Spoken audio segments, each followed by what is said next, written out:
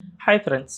మన దేశంలో అన్ని రాజకీయ పార్టీలకు బీజేపీకి ఒక ప్రధానమైన తేడా ఉంది. అదేమిటంటే బీజేపీ ఎప్పుడైనా కానీ పాలిటిక్స్‌లో కటింగ్ ఎడ్జ్ పాలిటిక్స్‌ను నడిపిస్తూ ఉంటుంది. అంటే ఏ చిన్న అవకాశం వచ్చినా కూడా ప్రతిపక్షాలను పూర్తిగా వినాశనం చేసే దిశగా ఆ పార్టీ రాజకీయాలు ఉంటాయి. ప్రస్తుతం మనం వెస్ట్ బెంగాల్‌లోని రాజకీయాలను చూస్తూ ఉంటే అక్కడ ఎలాగో బీజేపీ గెలుపొందింది. ఏకంగా 200కు పైగా సీట్లను సాధించి 2/3 మెజారిటీని సైతం సంపాదించింది. ఒక పార్టీ రాష్ట్రంలో శాశ్వతంగా అధికారంలో ఉండాలి అంటే ఇంత మెజారిటీ చాలా ఎక్కువ. అంటే దాదాపు 5 ఏళ్ల వరకు ఎటువంటి డోకా లేకుండా పరిపాలించవచ్చు. అయినా కూడా వెస్ట్ బెంగాల్‌లో అక్కడి తృణమూల్ కాంగ్రెస్ పార్టీలో ఒక పెద్ద ముసలం ఏర్పడింది. ఏకంగా ఆ పార్టీ పూర్తిగా చీలిపోయే దశకు చేరుకుంది. పార్టీలో కీలక నేత అయిన రితబ్రత బెనర్జీ అక్కడి పార్టీ నాయకులందరినీ కూడా తన వెంట తెచ్చేసుకుంటూ ఉన్నాడు. మమతా బెనర్జీ అండ్ ఈ అభిషేక్ బెనర్జీలను మనందరం పక్కన పెడతాం. మనమే ఏకంగా ఈ సొంత పార్టీని లాగేసుకుందాం. తద్వారా వాళ్ళ నాయకత్వాన్ని లేకుండా మనం చేసేసుకుందాం. దీంతో ఈ రాష్ట్రంలో తృణమూల్ కాంగ్రెస్ పార్టీ బతికే ఉండాలి అంటే ఇది ఖచ్చితంగా జరగాలి. ఎందుకంటే మమతా బెనర్జీ ఇప్పుడు ఆమె ఏజ్ అయిపోయింది అండ్ ఆమె భవిష్యత్తులో సీఎం కాలేరు. సో ఆ తర్వాత అక్కడ అభిషేక్ బెనర్జీని సీఎం అవుతారు కాబట్టి అతను గనక సీఎం అయితే ఖచ్చితంగా మనం చాలా ఇబ్బందులో పడుతాం. ఖచ్చితంగా ఇప్పటి నుంచి అతన్ని పక్కనే పెడితే తప్ప మనం అందరం కూడా భవిష్యత్తులో మనుగడ సాగించలేం అనే విధంగా రితబ్రత బెనర్జీ పార్టీలోని ఎమ్మెల్యేలందరినీ తన వెంట తిప్పుకుంటూ ఉన్నాడు. ఇప్పటికే చాలామంది ఆ పార్టీ కార్యక్రమాలకు సైతం హాజరు కావడం లేదు. రీసెంట్‌గానే మమతా బెనర్జీ నేతృత్వంలో జరిగిన ఒక కార్యక్రమంలో జస్ట్ 70 మంది ఎమ్మెల్యేలు గెలిస్తే 20 మంది మాత్రమే అక్కడ హాజరయ్యారు. అంటే పరిస్థితి ఎంత దారుణంగా ఉందో అర్థం చేసుకోవచ్చు. నిజానికి మమతా బెనర్జీని సైతం పక్కన పెట్టే స్థాయికి అక్కడి ఎమ్మెల్యేలు అండ్ ఎంపీలు చేరుకున్నారు అంటే ఇది ఒక పెద్ద డేంజర్ సిగ్నల్ అనే చెప్పుకోవచ్చు. మరి ఇందులో బీజేపీ హస్తం ఏమైనా ఉందా? అండ్ మమతా బెనర్జీ పార్టీ కనుక చీలిపోతే అది మన దేశానికి అండ్ బీజేపీకి ఏ విధంగా ప్లస్ అయ్యే అవకాశం ఉంది? అండ్ మమతా బెనర్జీ ఫ్యూచర్ ఏమిటి అనే విషయాలను మనం ఈ వీడియోలో తెలుసుకుందాం. అంతకంటే ముందు ఈ వీడియోను లాస్ట్ వరకు చూడండి. ఇందులోని నా విశ్లేషణ కనుక మీకు నచ్చినట్లయితే ఖచ్చితంగా మా ఛానల్ను సబ్స్క్రైబ్ చేసుకుని బెల్ ఐకాన్ను క్లిక్ చేయడం అస్సలు మర్చిపోవద్దు.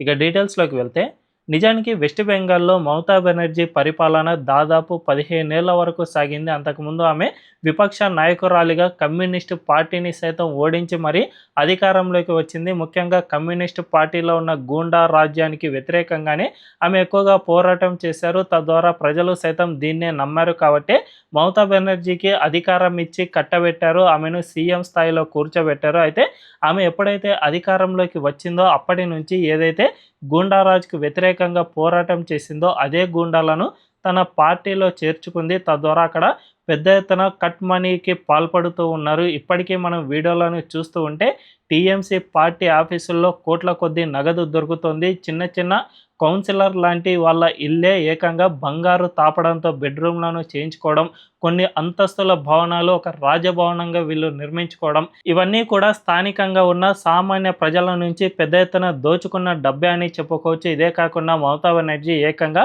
మన దేశ భద్రతకే పెను ప్రమాదంగా మారిపోయారు. ఆమె సరిహద్దు కంచె నిర్మాణం జరగకుండా అడ్డుకునే ప్రయత్నం చేసింది. దాదాపు 15 ఏళ్లుగా అక్కడ కంచెకు కనీసం స్థలాన్ని సైతం కేటాయించలేదు. కేంద్ర హోంమంత్రి అమిత్ షా రంగంలోకి దిగి అనేక సార్లు విజ్ఞప్తి చేసినా కూడా ఆమె ఎట్టి పరిస్థితుల్లోనూ దీనికి అంగీకరించలేదు. ఎందుకంటే బంగ్లాదేశ్ నుంచి మన భారతదేశంలోకి వస్తూ ఉన్న అక్రమ వలసదారులు ప్రతిరోజు ఏకంగా 5,000 మంది వరకు మన బోర్డర్ను దాటుతూ ఉన్నారు. వీళ్ళంతా కూడా ఇక్కడే స్థిరపడి ఈ టీఎంసీ పార్టీ నాయకుల సహకారంతో వీళ్ళు ఓటు హక్కు, ఆధార్ హక్కు ఇవన్నీ కూడా పొందుతూ ఉన్నారు. తద్వారా మన దేశ ఎన్నికల్లోనే వీళ్ళు ఓటు వేస్తూ మన దేశ ఎన్నికలనే ప్రభావితం చేసే స్థాయికి చేరుకున్నారు. ఇవంతా కూడా మన దేశానికి ఒక పెను ప్రమాదంగా మారే అవకాశం ఉంటుంది. ఈ దేశంలో డెమోగ్రఫిక్ చేంజ్‌కు దారి తీసి తద్వారా మన భద్రత అనేది విదేశీయుల చేతుల్లోకి వెళ్ళిపోతుంది. ఇదంతా కూడా దేశ భద్రతకు సంబంధించిన అంశం కాబట్టి ఖచ్చితంగా బీజేపీ ఈ విషయంపై చాలా సీరియస్‌గా తీసుకుంది. ఈసారి ఎలాగైనా మనం అధికారంలోకి రావాలి అని పట్టుబట్టి మరీ అక్కడ అధికారాన్ని సంపాదించింది. తద్వారా బీజేపీ మమతా బెనర్జీకి భారీ ఓటమిని మిగిల్చింది. అంతేకాకుండా ఆమె జస్ట్ ఎమ్మెల్యేగా సైతం గెలుపొందలేకపోయారు అంటే పరిస్థితి ఎంత తీవ్రంగా ఉందో అర్థం చేసుకోవచ్చు.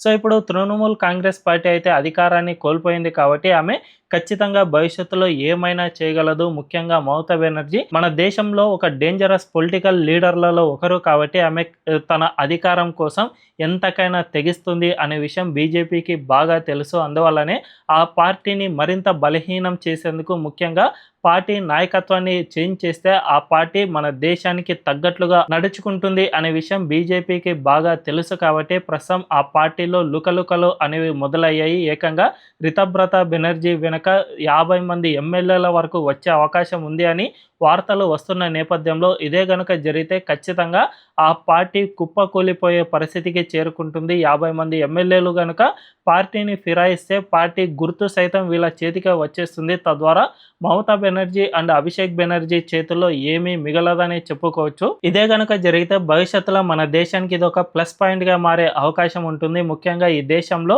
డేంజరస్ పొలిటీషియన్స్ ఎవరైతే ఉన్నారో వాళ్ళను అస్సలు ఎంకరేజ్ చేయకూడదు. ఇలాంటి వాళ్ళ వల్ల ఈ దేశ భద్రతే పెను ప్రమాదంలో పడుతుంది కాబట్టి భవిష్యత్తులో ఈ ఇల్లీగల్ ఇమిగ్రెంట్స్ను పంపించే విషయంలో సైతం మమతా బెనర్జీ పెద్ద ఎత్తున నానాయాగి చేసే అవకాశం ఉంది. అధికారాన్ని కోల్పోయి జస్ట్ నెల కూడా గడవక ముందే ఆమె ఆ రాష్ట్రంలో ఈ అభిషేక్ బెనర్జీ పైన గుడ్ల దాడి చేశారు. మా పార్టీ నాయకుల్ని, కార్యకర్తల్ని బతకనిచ్చే పొజిషన్లో అస్సలు లేదు అనే విధంగా ప్రొటెస్ట్కు శ్రీకారం చుట్టారు. అయితే ఆ ప్రొటెస్ట్లో just media persons and TMC కార్యకర్తలు తప్ప సాధారణ ప్రజలు ఎవరు హాజరు కాలేదు. కానీ భవిష్యత్తులో ఆమె ఎంతకైనా తెగిస్తుంది కాబట్టి అలాంటి సమయాల్లో ఖచ్చితంగా మమతా బెనర్జీ ఏదో ఒకటి చేయడానికి సిద్ధమవుతారు. సో ఆ పార్టీని ఇప్పటి నుంచి చాలా వీక్ చేశారు అంటే రేపొద్దున మమతా బెనర్జీ వెంట రావడానికి ఈ కార్యకర్తలు సైతం లేకుండా పోతారు. అప్పుడు మాత్రమే వెస్ట్ బెంగాల్ చాలా సురక్షితంగా ఉంటుంది. వెస్ట్ బెంగాల్ ఒక బార్డర్ స్టేట్ కాబట్టి ఆ రాష్ట్రం ఎంత సురక్షితంగా ఉంటే మన దేశం సైతం అంత సురక్షితంగా ఉంటుందని చెప్పుకోవచ్చు. అయితే ఈ ఇంటర్నల్ ఫైట్ వెనుక బీజేపీ ఉందా లేదా అనే విషయం మనందరికీ అంతగా తెలియదు. ఎందుకంటే ఇంటర్నల్ మ్యాటర్స్ అనేవి బయటికి రావు కాబట్టి మనం అంతగా పసిగట్టలేము. కానీ ఇది కనుక బీజేపీ హస్తం ఉంటే ఖచ్చితంగా ఇది ఒక పెద్ద ప్లస్ పాయింట్ అని చెప్పుకోవచ్చు. ఆ పార్టీ కటింగ్ ఎడ్జ్ పాలిటిక్స్ను ఇంకా కొనసాగిస్తుంది అని మాత్రం మనం గుర్తుపెట్టుకోవాల్సిన అవసరం ఎంతైనా ఉంది. మరి ఈ విషయంపై మీ అభిప్రాయం ఏంటో కామెంట్ల రూపంలో తెలియజేయండి. అండ్ ఈ వీడియో కనుక మీకు నచ్చినట్లయితే ఖచ్చితంగా మా ఛానల్ను సబ్స్క్రైబ్ చేసుకుని బెల్ ఐకాన్ను క్లిక్ చేయడం అస్సలు మర్చిపోవద్దు. Thank you.